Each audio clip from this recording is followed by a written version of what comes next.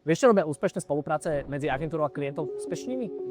Je to jednoznačne a tá jedna z najdôležitejších častí je nastavenie samotnej kooperácie. To znamená, že prístup, vytváraný tlak na agentúru a nejaká dôvera. Ak by som to mal nejako viacej rozobrať, tak za mňa na začiatku jasné očakávania, ciele, dobre vyrátaný budžet, transparentne nastavená zmluva, jasne vedieť, čo ja od tej agentúry chcem a dobre si to odkomunikovať, aby tam nevznikali nejaké šedé zóny a potom nejaké sklamania.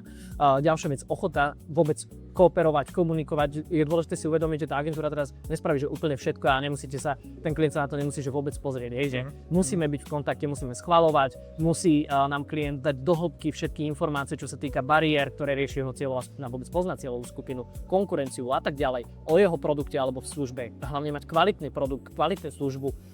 Ďalší dôležitý bod, budget. Nebrať to len ako nejaký náklad, agentúra zo mňa ide vyťahnuť teraz viacej peňazí, ale keď sú dobré dáta a má zmysel ten budget škálovať, tak vtedy sa toho nebáť. Je to určité palivo, je to variabilné, dá sa s tým v podstate pracovať a keď to dáva strategický a číselný zmysel, určite do toho ísť.